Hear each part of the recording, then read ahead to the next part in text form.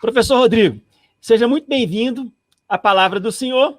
E eu queria que o senhor, antes de encerrar, o senhor falasse para a gente, já que esses vídeos vão ficar sendo assistidos por semanas, meses e anos aqui no YouTube, o que levou o senhor a ser um pesquisador? Então, eu gostaria que, quando o senhor fizesse o encerramento, o senhor pudesse deixar essa contribuição para a gente. Eu tenho certeza que vai atrair muitas pessoas e vai inspirar outras aí a seguir o caminho de vocês. Então, com a palavra agora, o professor Rodrigo, que seria muito bem-vindo também. Muito obrigado, professor Lélio Braga Calhau. Obrigado, professor Paulo César Busato, pelo convite. Cumprimento também a Núbia, nossa colega que está aqui presente, e cumprimento a todos que estão nos acompanhando, todos e todas que estão nos acompanhando. Primeiramente, é uma satisfação estar aqui entre tantos pesquisadores tão conhecidos, e eu agradeço muito o convite, né? É uma satisfação bastante grande. Responderei posteriormente, professor, como você pediu, sobre essa questão no encerramento, né? Tenho cerca de 30 minutos, vou ver se não ocupo talvez todo esse tempo, mas a gente começa a falar, a gente acaba se empolgando. E como o professor Busato colocou, eu fiz meu doutorado aí em Minas Gerais, na Federal de Minas Gerais, mas eu fiz no Instituto de Ciências Biológicas, então foi o doutorado interdisciplinar em neurociências, que é um programa novo, relativamente novo, que tem aí, por mais que bem conceituado, vinculado também à parte de psicologia, por psicologia comportamental, cognitiva, e eu fiz essa parte interdisciplinar, né? A conexão entre o direito e as neurociências, principalmente relacionada à memória, à formação da convicção de julgadores. E o que hoje eu falarei um pouco é também algo que tem essa vinculação, algo que eu tenho estudado para o pós-doutorado da Federal do Paraná, com a orientação do professor Busato, que é a questão da identificação ou a decisão que se tem no Tribunal do Júri relacionado ao dolo e culpa, que é uma questão aí que eu diria que sempre tem uma discussão bastante grande, não é pacífico nem a questão da competência, de que forma deve se lidar com isso, tem discussões na primeira fase, tem discussões na segunda fase, tem discussões relacionadas à quesitação, e eu vou dar uma pincelada em relação a esses momentos, né?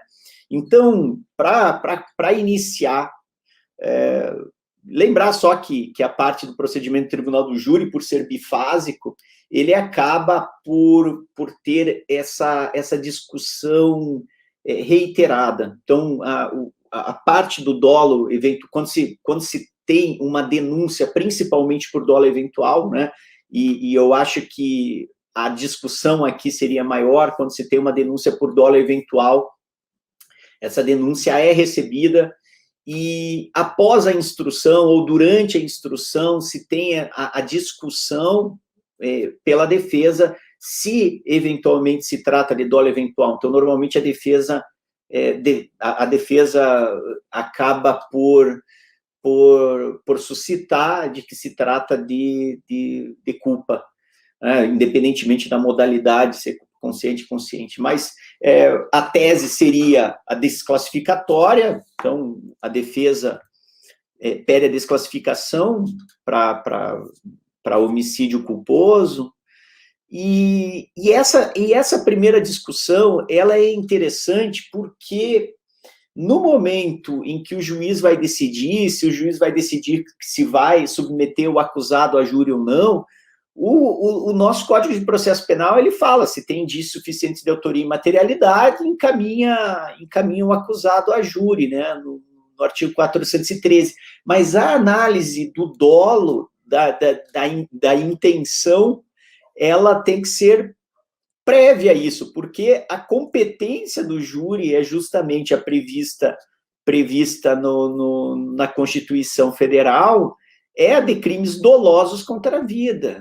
Então, independentemente de ser dolo eventual ou dolo direto, primeiro, segundo grau, como diz a doutrina clássica, não importa. Se for dolo, deve ser encaminhado ao tribunal do júri. Então, essa análise anterior, ela é importante. Só que aqui, tanto nessa primeira fase, quando o juiz vai submeter o acusado a julgamento pelo tribunal do júri, quanto na segunda fase, quando são os jurados que vão decidir, depois de julgada admissível a acusação pelo juiz, e que os jurados vão decidir se é mesmo o dolo eventual, aqui a gente tem um problema de ordem natural, eu diria, que é muito difícil, porque no nosso Código Penal, no artigo 18, está conceituado o dolo quando o agente quis o resultado ou assumiu o risco de produzi-lo. Agora, a nossa doutrina clássica, ela vai falar que essa análise, ou essa conceituação de dolo eventual, ela necessita tanto a nível intelectual que o acusado soubesse do risco, quanto a nível psicológico, se ele assentiu com esse risco. E para a gente entender, ou para a gente saber se ele, o sujeito que está sendo acusado, se ele sabia do risco, se ele levava a sério a risco, ou se ele assentiu com esse risco, nós precisamos adentrar na cabeça dele, adentrar na mente para entender ou para saber o que ele estava pensando naquele momento em que o crime aconteceu, em que a conduta ocorreu.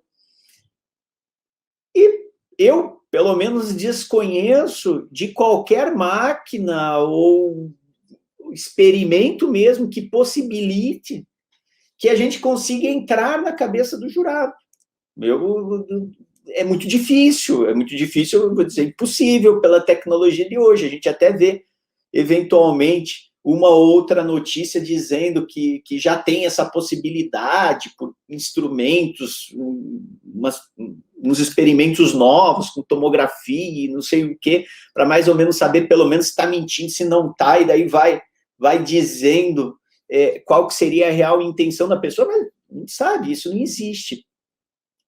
E aqui que está o problema, porque o problema é que já vem uma denúncia por parte do Ministério Público, designando esse dolo, determinando, atribuindo esse dolo por conta de que a pessoa sabia ou assumiu o risco. Posteriormente, tem uma decisão de pronúncia em que vai dizer, ou não vai dizer, porque normalmente se esquece de falar, de adentrar, explicando quais são os elementos objetivos, e posteriormente as partes, acusação e defesa, lá perante os jurados, o primeiro ali, por favor, só para ficar mais claro, obrigado.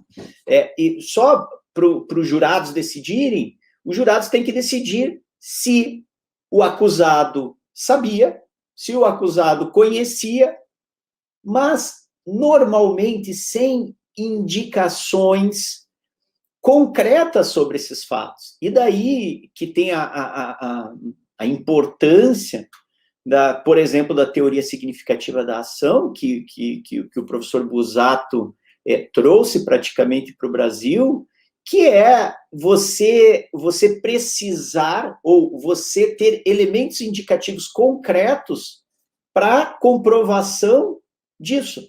Você não precisa falar se efetivamente ele sabia, mas você tem que entender dentro do contexto, dentro das explicações, dos antecedentes, esses elementos concretos que vão indicar que efetivamente tem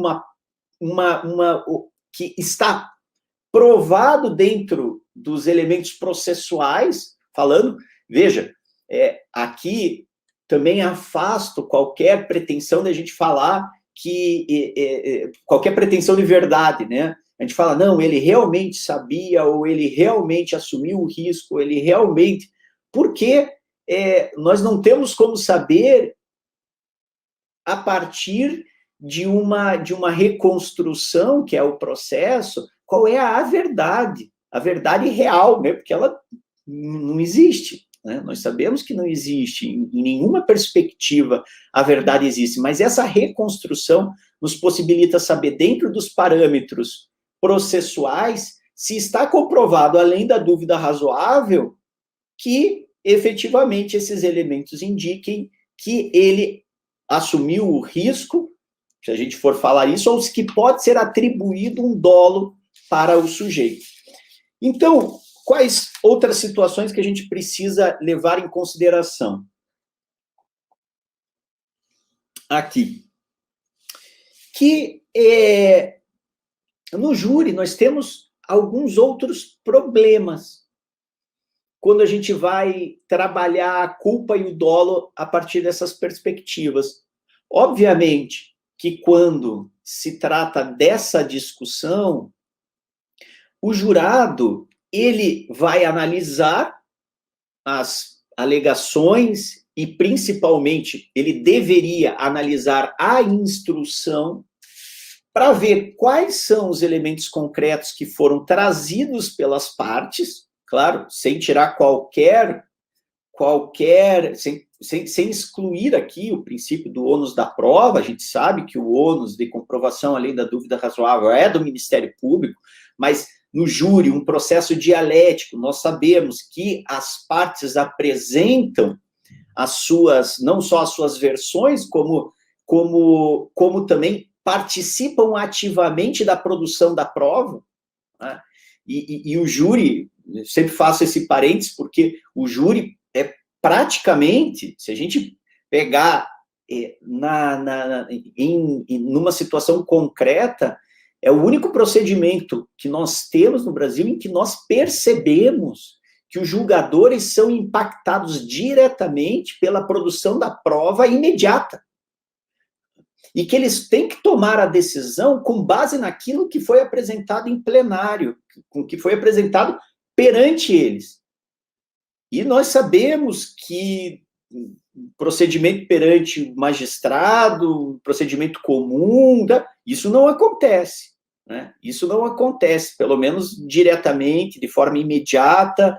Nós não sabemos o que tem por trás, é um procedimento daí com predominância escrita, e no júri não, então é ali. E os jurados, eles vão ter que analisar as provas que foram produzidas, que deveriam ser apenas produzidas perante ele.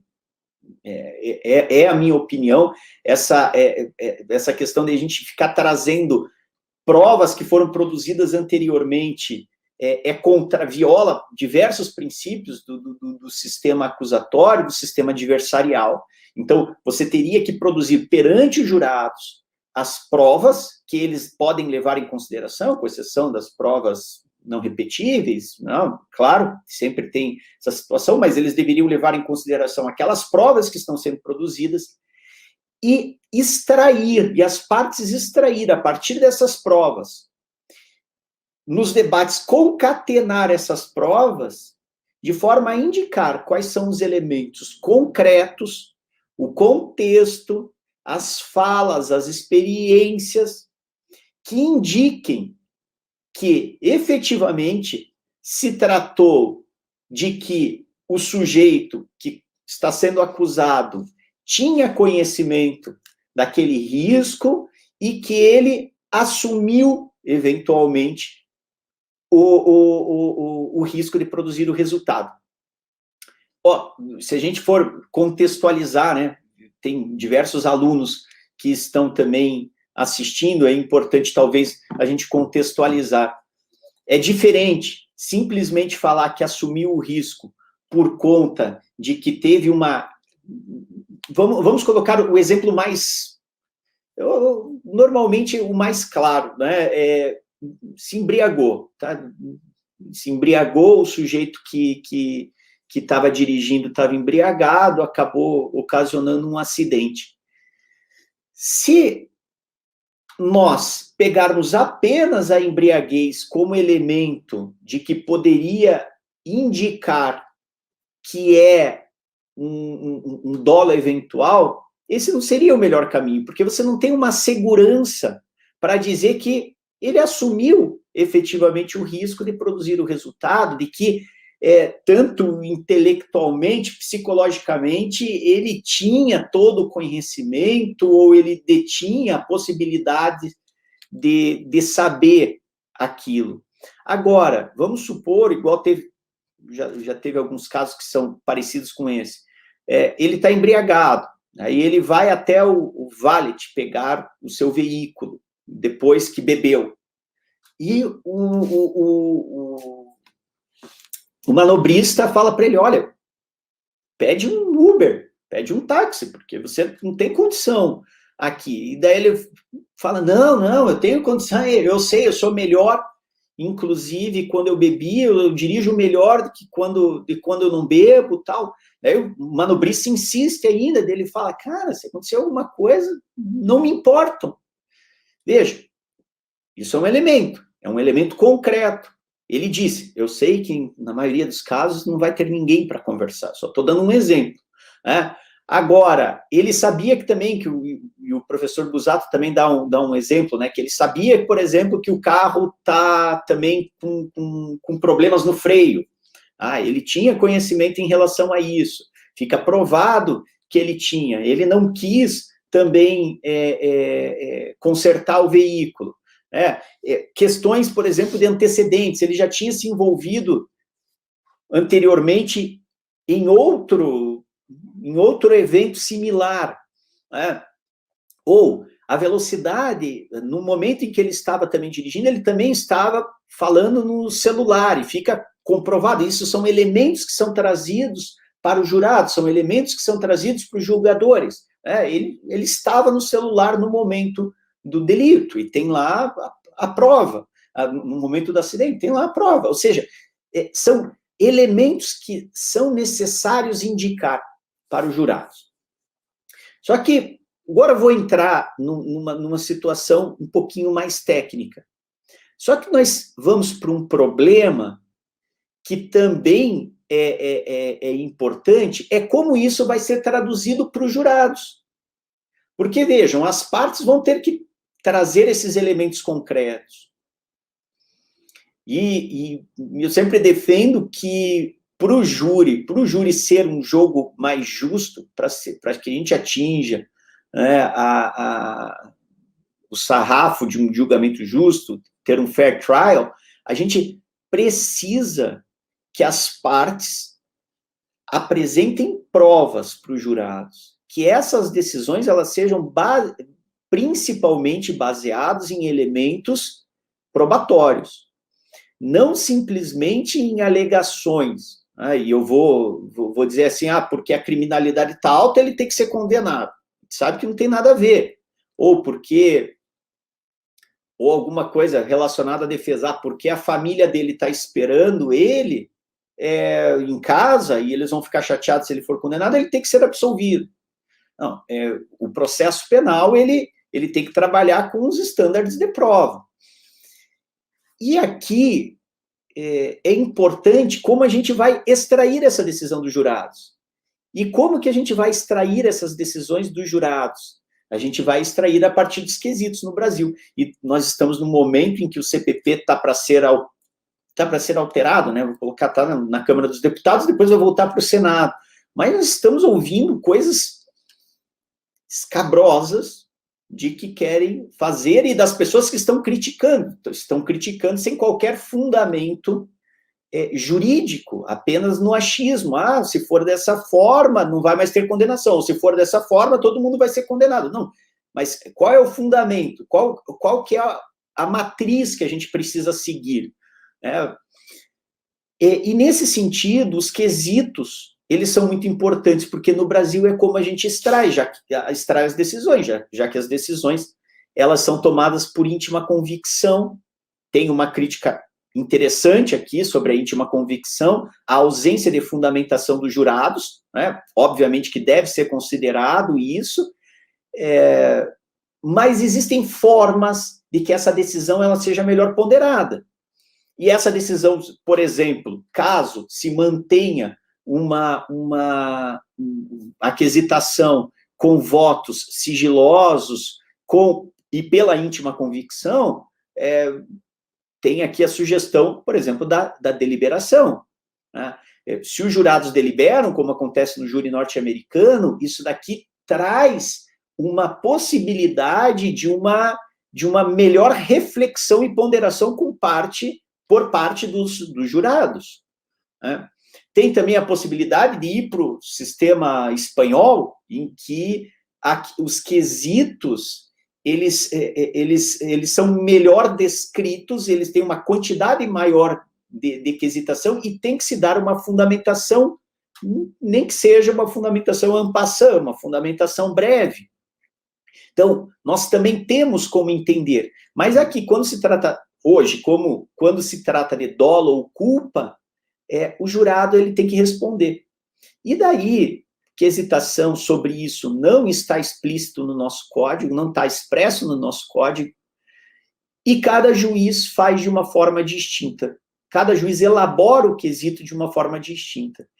E quando o juiz elabora, por exemplo, e já teve decisão do STJ, permitindo que o juiz, inclusive, pergunte se o acusado, desdobrando os quesitos, mas a primeira pergunta, se o acusado agiu com dolo direto, e a segunda pergunta, se o acusado agiu com dolo eventual, daí você acaba descaracterizando, trazendo para a ordem dogmática a decisão do jurado, o que é inadmissível, porque os jurados eles deveriam ter uma preponderância de julgamento da parte fática a partir desses elementos objetivos para comprovação do dolo ou para comprovação da culpa. Se você simplesmente pergunta se agiu com dolo eventual e depois com dolo, você está descaracterizando, sem contar, claro, normalmente a denúncia é com dolo eventual e a defesa vem fazendo toda a parte defensiva, as suas alegações, a produção de provas, vem trazendo para se defender do dolo eventual e o juiz admite, inclusive, a aquisitação por dolo direto. Então, óbvio que isso viola também o princípio da congruência, viola o próprio princípio da plenitude de defesa, porque o acusado, essa história de que o acusado se defende apenas dos fatos e não do direito, isso é uma inverdade, porque tem intrinsecamente carregado as questões de direito, elas também são importantes, né? Quando se defende, quando se fala de dolo ou culpa, sem analisar a questão de direito, você não consegue trabalhar.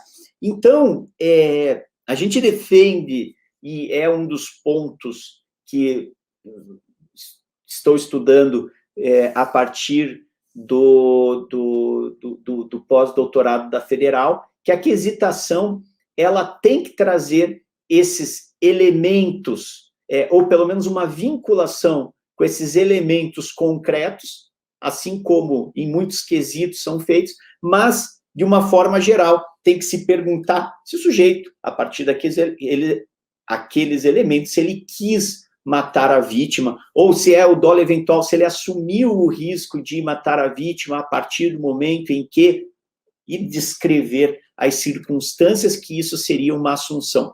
Não é ainda o ideal, mas seria bem mais interessante do que simplesmente você colocar, para que os jurados decidam, termos jurídicos genéricos em que há necessidade de se ter um conhecimento jurídico, e não é isso a própria função do tribunal do júri. Bom, a princípio, só para dar um panorama geral em relação à parte de quesitação e dolo e culpa, seria isso. Eu vou responder porque eu acho que meu tempo está se extinguindo. Eu esqueci de anotar aqui, mas eu acho que já devo estar perto. E responder a pergunta do professor Calhau, por que eu me tornei pesquisador. Professor Rodrigo, o senhor está na metade do tempo ainda. Ah, é? Ah, não, peraí. Não, tudo acabando. Faltam 10 minutos. Pode encerrar em 10 minutos, tá bom. Ah, então tá. Então fica. Eu acabei correndo porque eu acho que eu me perdi em E relação. parabéns, as pessoas estão comentando aqui, estão maravilhadas com a sua fala. Muito obrigado, hein? Eu que agradeço, professor. Eu que agradeço. Bondade do pessoal. Mas eu vou, eventualmente, eu não sei se tem pergunta nem nada, mas eu vou passar para essa parte aqui da pesquisa. Qualquer coisa a gente volta um pouco em relação às perguntas e tudo mais. Mas por que eu escolhi o caminho da academia foi algo um pouco assim, inesperado, eu diria, porque eu admito, quando eu estava na faculdade, eu não levava muito a sério a faculdade, eu me preocupava mais no estágio, em trabalhar. Desde o segundo ano, eu gostava de tribunal do júri, né? E eu fazia tribunal do júri com os colegas de Santa Catarina. Então, eu fazia bastante júri. Então, ficava viajando. Eu realmente nunca não me interessava muito pela parte acadêmica. Mas logo que eu me formei, surgiu uma oportunidade para lecionar. E quando eu comecei a lecionar, e foi 6 meses depois que eu me formei, só naquela época era mais fácil, eu estava fazendo pós-graduação, e daí me permitiram cobrir um professor em uma faculdade também em Santa Catarina. Daí eu acabei me apaixonando pela parte acadêmica. Tive como professor, e isso eu falo para todos os meus alunos, para levar mais a sério a faculdade, porque depois que a gente se forma, a gente percebe que, por mais que a gente tenha que se especializar, o conhecimento de todas as disciplinas, em algum momento da sua carreira, você precisa. Então, levar bem a sério a faculdade, eu tive que, depois, claro, no começo, e nós que somos professores, lá no início a gente sabe que a gente tem que pegar qualquer coisa. E eu acabei dando aula de trocentas disciplinas até a partir do segundo ano, estou dando aula há quase 15 anos, depois chegar no direito penal e processo penal. Daí fiz 5 anos de direito penal e depois fui para o lado do processo penal.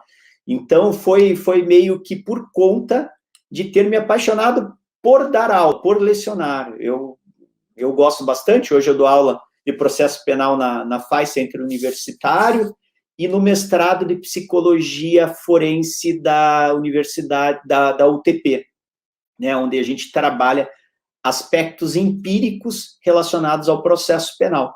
Então, são pesquisas empíricas. Então, é isso, professor Calhau. Obrigado pela oportunidade, eu vou ficar à disposição para a gente poder discutir. Agradeço também o professor Busato pela oportunidade de a gente poder conversar um pouco. Professor Busato, só quer fazer alguma consideração? Muito brevemente, só agradecer aí a participação do Rodrigo e dizer, Lélio, que o Rodrigo acrescenta bastante no nosso programa. Foi uma adição muito profícua. A gente tem debatido temas de aplicação de filosofia da linguagem no direito penal, e como tem aspectos que são relevantes, que trasladam e vão para o processo penal.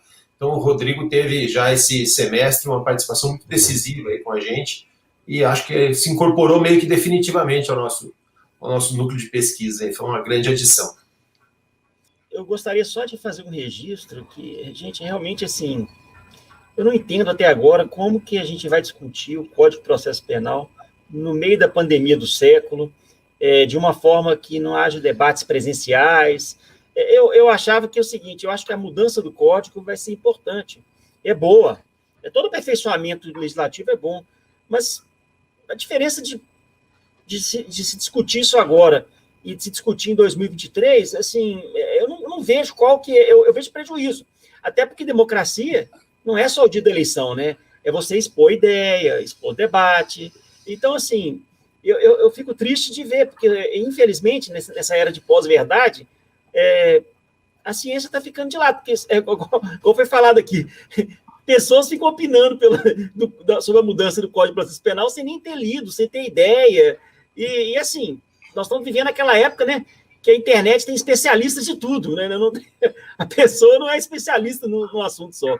Então, professor Paulo, sem delongas, vamos agradecer, então, ao professor Rodrigo pela apresentação maravilhosa. E aqui, ó, Juliana Bertoldi, Tayana, Priscila, Alanes, Caio, o pessoal está realmente encantado com a sua apresentação, professor Rodrigo. Muito obrigado e nos vemos em breve aí nos próximos eventos aí. Eu que agradeço, professor, e obrigado a todos e a todas pelo apoio, e precisando de qualquer coisa, estou à disposição. Obrigado, professor Paulo, obrigado, professor Lélio.